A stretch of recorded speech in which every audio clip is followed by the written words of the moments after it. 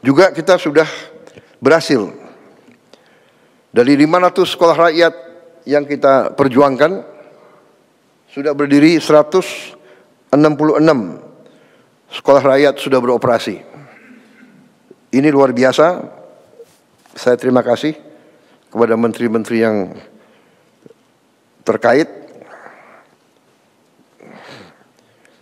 Saya berharap 100 itu di pertengahan tahun 2026 ternyata saudara-saudara berhasil beroperasi justru di tahun 2025. Sekarang 15.945 siswa dan siswi dari keluarga yang paling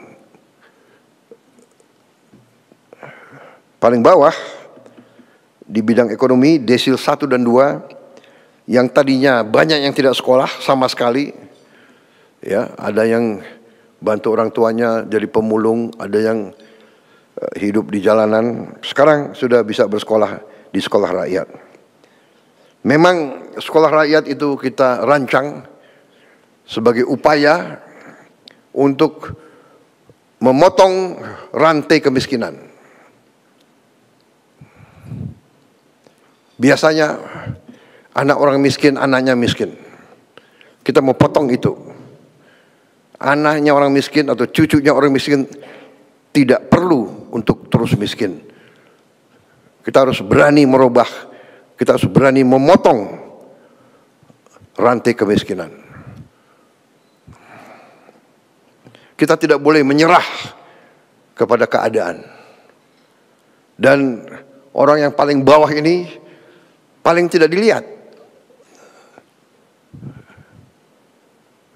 Kelompok elit tidak pernah melihat, apalagi merasakan kesulitan mereka. Mereka bisa digolongkan the invisible people. Kita berharap kalau kita tidak lihat penderitaan mereka, mereka tidak menderita. Padahal keliru. Justru kita tidak lihat, kita tidak bisa merasakan. Apakah ini cukup usaha? Pasti tidak cukup. Tapi minimal kita berusaha. Minimal kita berupaya. Ya kan? Kalau tidak bisa membantu banyak orang, kita bantu beberapa orang. Kalau tidak bisa membantu beberapa orang, kita bantu 1 orang. Kalau 1 orang pun kita tidak bisa bantu, jangan kita bikin sulit orang itu. Ini pendekatan yang sangat sederhana. We must do what we can do. And we can do if we want to. Saudara-saudara, kalau insya Allah saya percaya akan berdiri 500 sekolah ini, saya percaya. Itu berarti kita akan membantu 500.000 keluarga miskin, keluarga sangat miskin. Karena konsep sekolah rakyat ini adalah satu sekolah 1.000 siswa. SD, SMP, SMA, dan seterusnya, SMK. Saudara-saudara, ini sekolah rakyat. Kita juga membangun sekolah unggulan. Rencana kita 10 sekolah unggulan, ini anak-anak terpinter. Kalau tadi anak-anak dari golongan paling bawah yang tidak punya harapan sekolah, kita beri harapan. Tapi ada juga anak-anak yang harus kita cari. Unggulan, anak-anak terpinter Republik Indonesia harus kita cari, harus kita kumpulkan. Dan kita harus perkaya, kita harus kasih pendidikan supaya dia bisa nanti menjadi pemenang-pemenang hadiah Nobel. Kita ingin Indonesia unggul di bidang sains dan teknologi. Masa depan hidup Indonesia, masa depan hidup setiap bangsa di abad ke-21 ditentukan oleh sains dan teknologi. Kita butuh anak-anak pintar. Kita butuh insinyur-insinyur, profesor-profesor, ahli matematika, ahli di semua bidang teknologi. Kita negara yang sangat kaya, kita punya mineral-mineral kritis, kita punya mineral-mineral yang disebut rare earth. Tapi kita harus punya para ilmuwan, para scientist, para experts, pakar yang mampu mengelola kekayaan-kekayaan kita. Kita tidak boleh dibohongi lagi oleh bangsa-bangsa lain. Jadi saudara-saudara, kita bikin sekolah unggulan yang kita beri nama SMA Garuda. Dan ini rencananya 10 dan ada juga kurang lebih 14 yang sudah ada sekolah unggulan yang kita integrasikan kepada program ini. Jadi program ini asal sekolah itu yang sudah ada mau ikut, berarti ikut kurikulum. Yang kurikulum itu kita pakai standar internasional, ya, IB internasional, International Baccalaureate, sistem IB. Berarti lulusan itu bisa diterima di universitas manapun di dunia yang terbaik. Kita berharap dengan program ini nanti banyak anak-anak kita bisa masuk ke sekolah terbaik di dunia. Harvard, MIT, Oxford, dan sebagainya. Sekarang itu ditangani oleh Menteri Dikti dan Wamen, Wakil Menteri Dikti, ya, Profesor Stella. Saya sendiri saya dulu di Harvard saya. Tapi hanya ke toko buku. Tapi kalian sempat ya, berapa detik terkesan, ya. Saudara-saudara, kita sedang merenovasi 16.140 gedung SD, SMP, SMA. Ini sudah berjalan, sedang berjalan. Ini masih tidak puas sama sekali kita, karena kita punya 300.000 lebih SD, SMP, SMA, SMK, dan sekolah-sekolah lain sederajat yang ada di pesantren-pesantren. Kalau tidak salah 330.000, ya, Mendikdasmen, ya, 330. Saudara-saudara, kita mengerti bahwa kita harus mengejar negara-negara lain. Karena itu segala upaya kita akan lakukan untuk mengejar ini. Tadi SMA Garuda 10, kita berharap 10 tiap tahun. Dan ini kriterianya sangat tinggi, tapi tidak ada masalah, saudara-saudara, kita negara besar. Kalau tidak salah, dari statistik semua negara, populasi, ya, 1% tiap populasi diperkirakan akan memiliki IQ kecerdasan 120 ke atas. 1%. Kalau 1% dari 287 juta, itu saya kira cukup besar. Karena masuk angkatan kerja tiap tahun sekitar 5 juta, 4,8, 4,9 juta. Setengahnya katakanlah, ya, saya kira kalau 1%, 1% berarti 2,8 juta. Kita harus menjaring mereka ini. Dan jangan anggap bahwa mereka itu anak-anak orang menengah ke atas. Banyak anak orang bawah, orang miskin ternyata punya kecerdasan yang tinggi. Kita harus cari mereka. Jadi saya minta Dikdasmen, Menteri Dikdasmen dibantu oleh menteri lain, ya.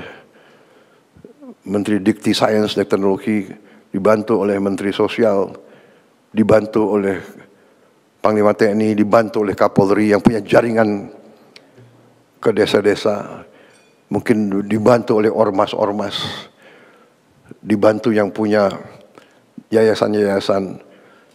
Cari mereka ini dan kita didik mereka dengan beasiswa penuh. LPDP akan saya tambahkan uang-uang dari sisa efisiensi penghematan, uang-uang yang kita dapat dari koruptor-koruptor itu, sebagian besar kita investasi di LPDP. Mungkin yang 13 triliun,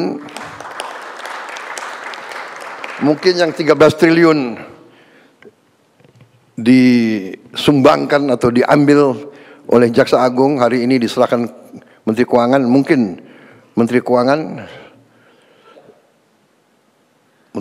mungkin sebagian bisa kita taruh di LPDP untuk masa depan. Ya.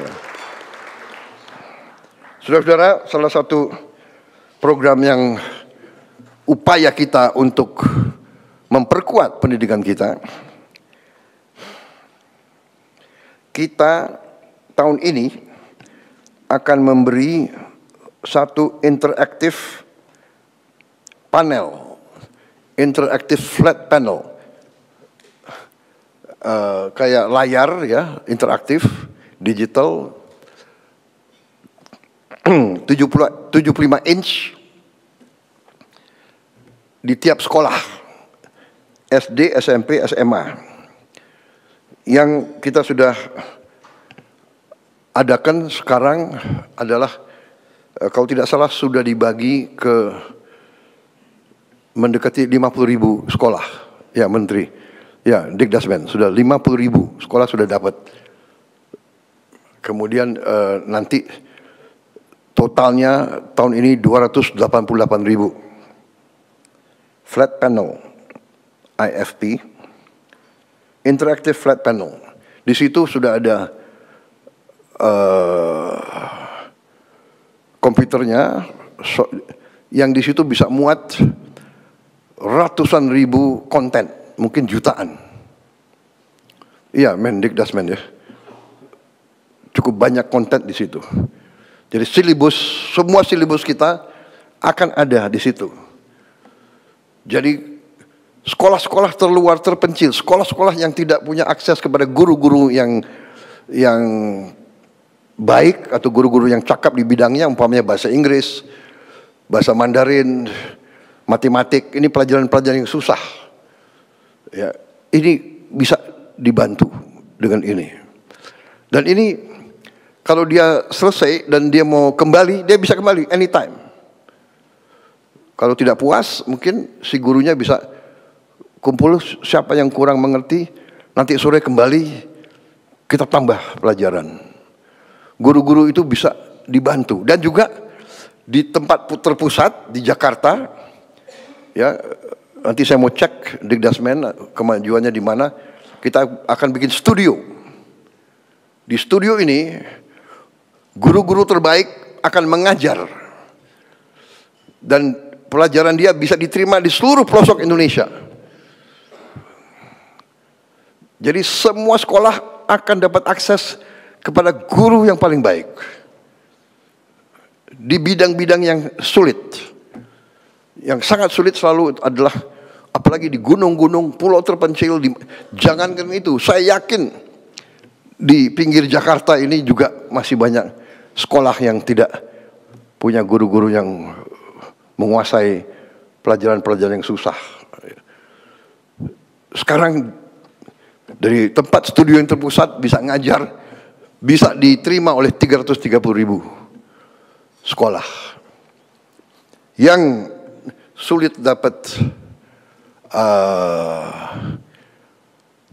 internet, wifi, sekarang sudah ada teknologi sangat murah, bisa kita pasang di tiap sekolah. Tidak terlalu mahal. Starlink mungkin masih agak mahal untuk bayar tiap bulan. Tapi sudah ada teknologi yang lebih murah. Dan saudara-saudara, tahun depan rencananya adalah kita akan tambah 3 layar Ya, tahun ini kita mampu 1 layar, tahun depan kita akan bagi 3 layar. Berarti di setiap sekolah akan ada 4 ruangan yang punya layar ini. Mudah-mudahan tahun 2007 kita bisa tambah lagi 2 layar lagi. Jadi 6 kelas tiap sekolah bisa punya layar. Jadi semua anak-anak kita mendapat akses kepada pengetahuan yang terbaik, terkini, dengan animasi dan dukungan yang terbaik. Saya dapat laporan dari Mendikdasmen bahwa antusiasme anak-anak sekarang meningkat untuk sekolah. Ya, selain MBG, dia juga pelajarannya juga menarik. Ini saya kira penting karena fokus kita tidak boleh, kita harus fokus kepada investasi paling penting bagi rakyat kita, investasi kepada anak-anak kita, sumber daya manusia kita.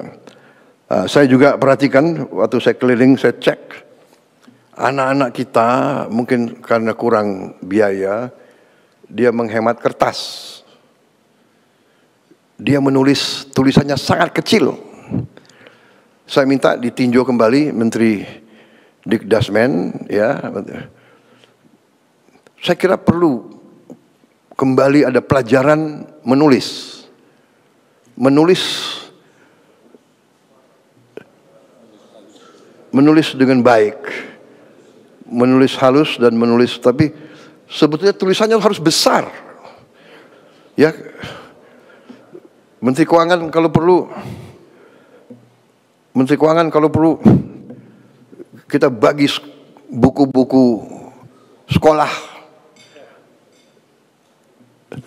yang besar-besar, tulisannya harus besar, anak-anak harus dididik nulis besar. Saya khawatir kalau dia nulisnya sangat kecil, ujungnya nanti dia harus pakai kacamata semua. Ini masalah kecil tapi mendasar, ya. Dan saya tergerak karena saya tahu anak ini nggak mau memberatkan orang tuanya. Jadi dia menghemat kertas. Can you imagine? Ya, jadi saudara-saudara, hal-hal seperti ini. Yang terakhir, ini masih dalam konsep rencana. Ada yang mengatakan, ya sekarang ada sekolah rakyat untuk desil 1-2. Bagaimana untuk desil 3-4-5? Ya, mereka tidak miskin ekstrem, tapi mereka juga susah. Mereka harus dapat akses kepada pendidikan yang seperti ini. Sedang saya susun, saya minta Dikti sama Dikdasmen, mungkin dibantu oleh kementerian lain juga, menyusun suatu satgas khusus untuk mempelajari kita membangun sekolah terintegrasi di setiap kecamatan. Berarti kita mungkin harus bangun 7.000 sekolah terintegrasi ini. Maksudnya, sekarang SD, SMP, SMA atau SMK terpisah. Padahal ada fenomena karena mungkin angka kelahiran kita menurun, banyak SD kita kosong. Ada gurunya 6, muridnya hanya 4, 5. Jadi ini tidak efisien. Mungkin kita konsolidasikan, tapi di kecamatan ada salah satu sekolah yang fasilitasnya sangat baik. Tiap sekolah terintegrasi harus punya laboratorium yang cukup bagus. Laboratorium matematik, kimia, biologi, laboratorium bahasa. Bahasa sangat penting. Lapangan kerja, orang Filipina banyak diterima di mana-mana karena dia bisa bahasa Inggris. Kita diminta, jutaan tenaga kita diminta. Di Eropa minta pekerja hotel, kafe, restoran. Dia minta 1 juta tiap tahun. Kepala-kepala negara, pemerintah dari Eropa nanya ke saya, can you send? Hotel-hotel dia sekarang nggak ada yang kerja. Restoran-restoran kewalahan. Rakyat mereka tidak mau kerja sebagai pelayan.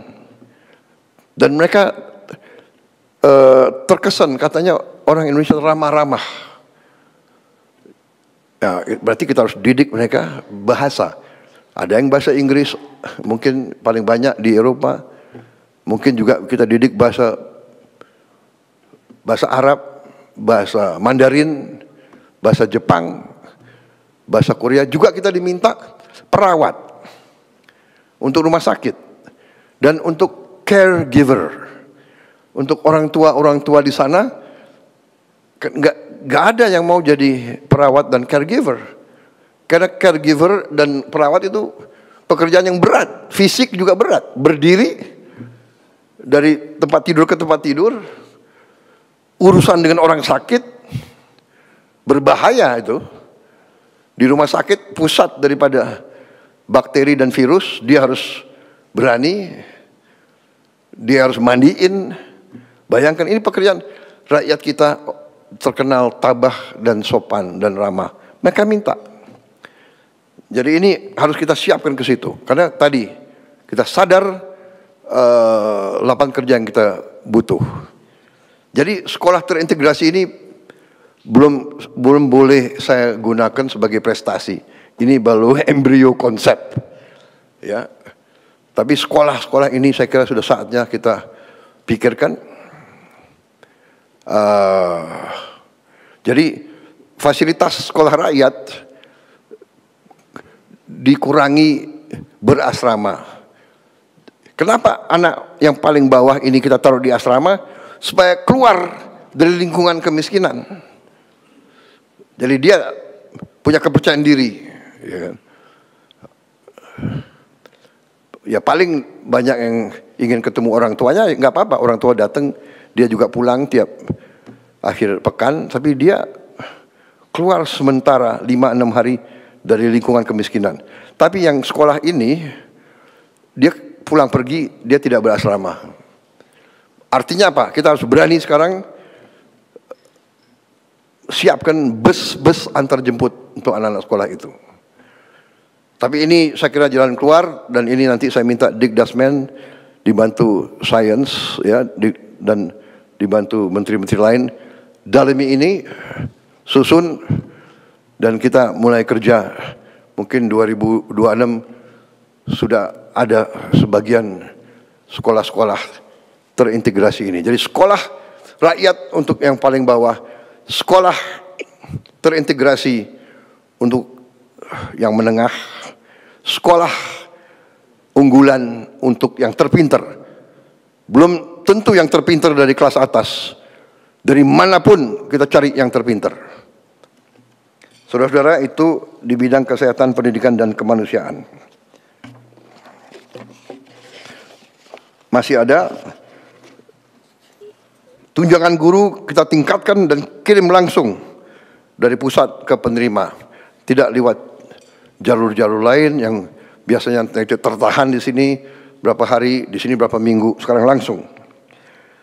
Juga kita teruskan 1.044.174 mahasiswa mendapat beasiswa KIP kuliah. Dan juga kita berterima kasih, mengucapkan selamat untuk pertama kalinya Universitas Indonesia tembus top 200 QS ranking universitas. Top 200. Tapi Menteri Dikti, Sains, Wamen, saya minta top 100. Ya. Bisa? Bisa? Oh.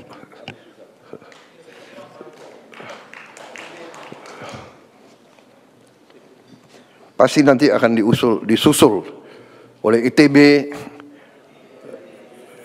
UGM, ITS, dan sebagainya. Juga kita mendirikan Kementerian Haji atas permintaan pemerintah Arab Saudi, karena dia bilang kami urusan haji adalah Menteri Haji. Jadi kami harus minta urusannya sama pejabat, oke ini kepala badan, enggak, dia maunya menteri. Sudah, apa boleh buat, kita menyesuaikan. Dan alhamdulillah kita sudah bisa turunkan biaya haji. Dan saya minta terus, Menteri Haji dia tidak hadir karena dia berada sekarang di Arab Saudi, berurusan sama mereka. Saya minta biaya haji harus terus turun, ya, bisa dengan efisiensi, bisa dengan efisiensi dan pelaksanaan yang bersih.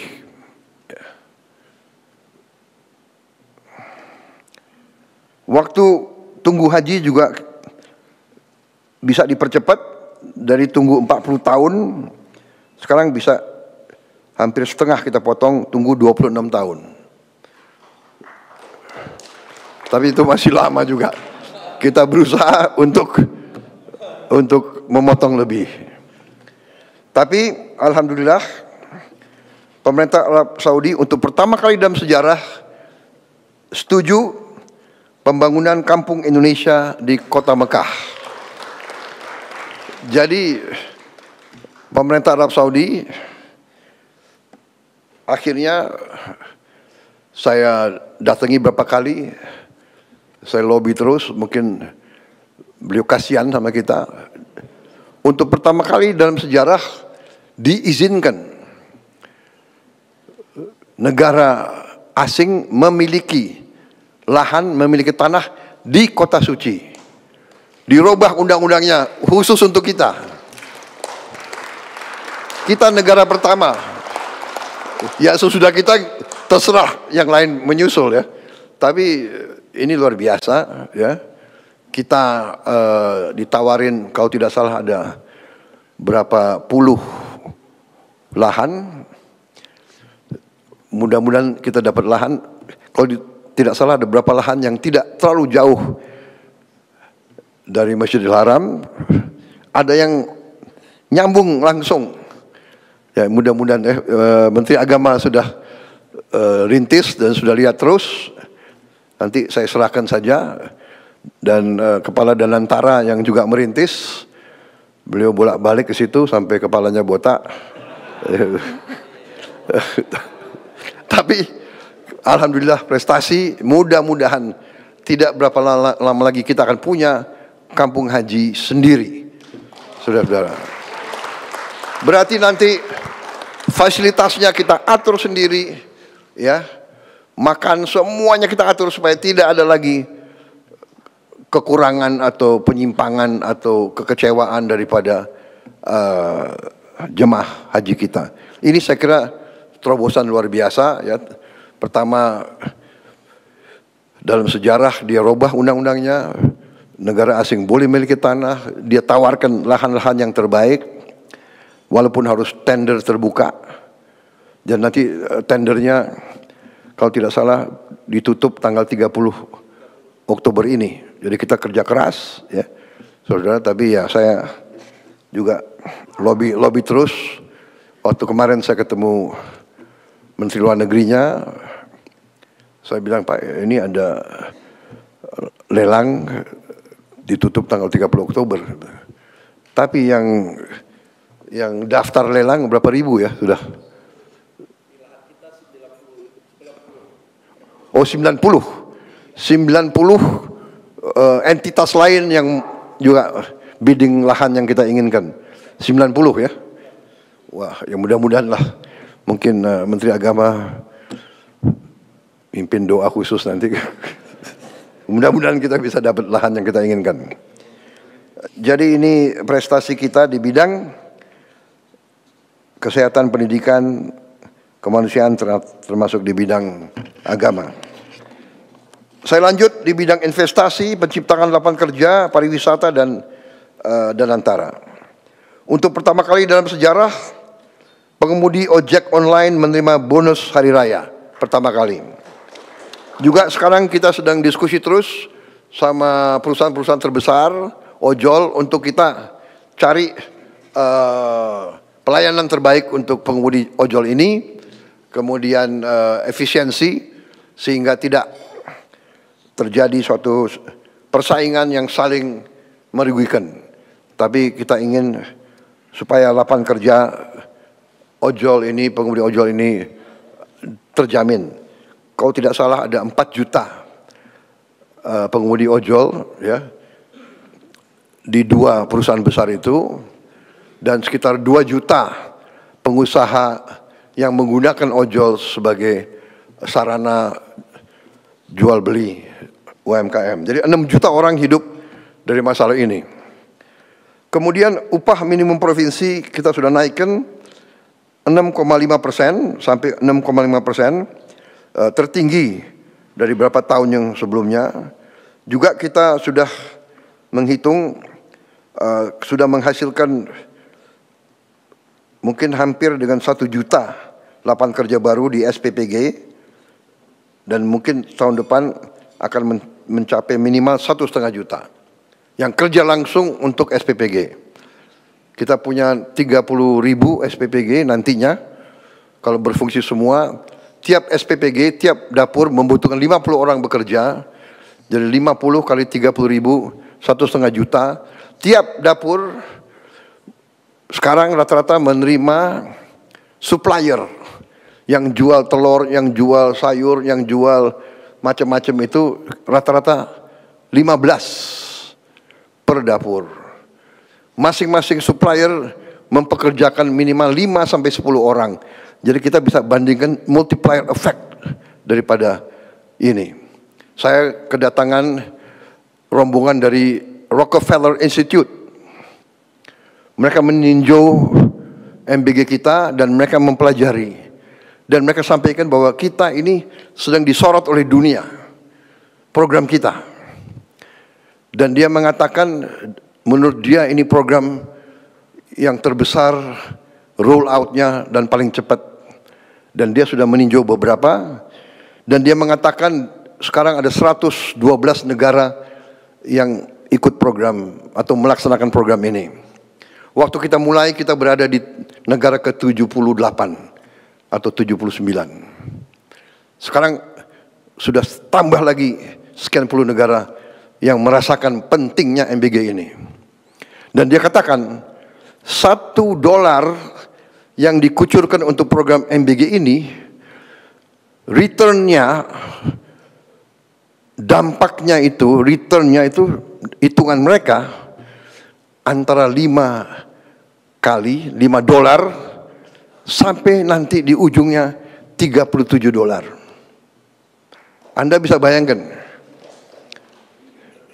5 kali menurut dia minimal dampak ekonominya. Jadi kalau kita tahun depan akan turunkan 330 triliun untuk MBG ini, yang artinya itu $20 miliar. Kalau 5 kali itu arti ada $100 miliar beredar di desa, di kecamatan, di kabupaten. Jadi untuk pertama kali dalam sejarah Indonesia, uang yang disedot dari daerah ke pusat dan banyak di pusat lari ke luar negeri, kita balikan. Sekarang uang itu kita gelontorkan di desa-desa, di kecamatan, di kabupaten. Dan ini menurut para ahli, bukan dari saya. Anda bisa cek Rockefeller Institute.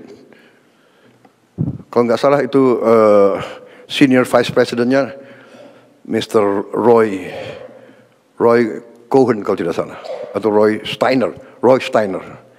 Maaf kalau saya lupa, maklum baru saja menginjak usia 74 tahun. Ya.